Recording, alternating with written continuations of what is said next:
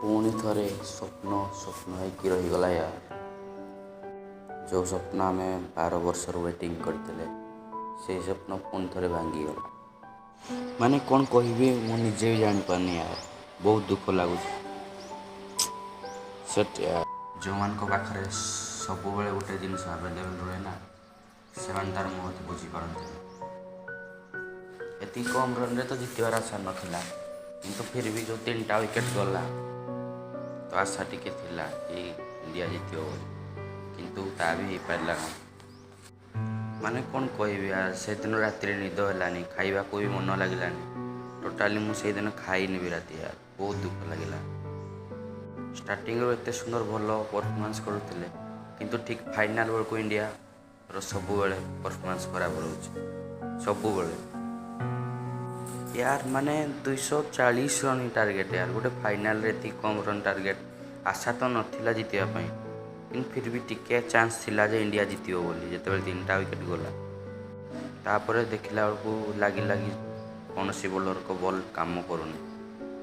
କୁଲଦୀପ ଯାଦବ, ମହମ୍ମଦ ସାମି, ବୁମରା, ସିରାଜ, କାହାରି ବଲ୍ ବି କାମ କରୁନି ଲାଷ୍ଟରେ। ଆଉ ଗୋଟେ କଥା ୟାର, ଅଷ୍ଟ୍ରେଲିଆକୁ ମାନେ କିଛି ବି ଲାଗୁନି। ମାନେ ସେମାନେ 6ଟା ୱାର୍ଲ୍ଡ କପ୍ ଜିତିଗଲେ ନା, ତାଙ୍କୁ କିଛି ଫରକ ପଡ଼ୁନି। କିନ୍ତୁ ଆମ ଇଣ୍ଡିଆ କି ସାଉଥ୍ ଆଫ୍ରିକା ହଉ, ଯିଏ ବି ହଉ ଭାଇ, ବହୁତ ତାକୁ ଫରକ ପଡ଼ିବ। କାରଣ ୱାର୍ଲ୍ଡ କପ୍ ଭାଇ ୱାର୍ଲ୍ଡ କପ୍। ଅଷ୍ଟ୍ରେଲିଆ ତାର ମହତ୍ଵ କିଛି ବି ଜାଣିନି। ତାଙ୍କ ଦେଶରେ ତ 70% ଲୋକ ବି ଜାଣିନଥିବେ ଯେ ଅଷ୍ଟ୍ରେଲିଆ ୱାର୍ଲ୍ଡ କପ୍ ଜିତିଛି ବୋଲି। କାରଣ ଆମ ଏସିଆ ଛଡ଼ା ଅଲଗା ଦେଶରେ ସେତେ କ୍ରିକେଟ୍ ଦେଖୁନାହାନ୍ତି। କିନ୍ତୁ ଯଦି ଆମ ଇଣ୍ଡିଆ ଜିତିଥାଇତା କେତେ କ'ଣ ହେଇଥାନ୍ତା ୟାର। ମାନେ ମୁଁ ଭାବି ବି ପାରୁନି। ମୋଦିଙ୍କର ବି ମନ ଦୁଃଖ ହେଇଗଲା। ଫିର୍ ବି ମୋଦି ଯାଇକି ସେମାନଙ୍କୁ ବୁଝେଇଲେ। ତାଙ୍କ ମନ ବି ଯେତେବେଳେ ପାଟ୍ କମିନ୍ସକୁ ୱାର୍ଲ୍ଡ କପ୍ ଦେଉଥିଲେ ସେତେବେଳେ ବି ବହୁତ ଦୁଃଖ ହେଇଥିବ। କିନ୍ତୁ କ'ଣ କରିବା ୟାର। ମାନେ 4 ବର୍ଷକୁ ଥରେ ୱାର୍ଲ୍ଡ କପ୍ ଆସେ ୟାର। ପୁଣି 4 ବର୍ଷ ପରେ ଯାଇକି ୱେଟିଂ 4 ବର୍ଷ ଯାକେ। ସେତେବେଳେ ବିରାଟ କୋହଲି ଖେଳୁଥିବେ କି ନାହିଁ, ରୋହିତ ଶର୍ମା ଖେଳୁଥିବେ କି ନାହିଁ, ଆମର ଯେତେ ସବୁ ଯାହା ପାଇଁ ଆମେ କ୍ରିକେଟ୍ ଶିଖିଲେ ସେମାନେ ଭାଇ ଖେଳୁଥିବେ କି ନାହିଁ କିଏ ଜାଣିଛି।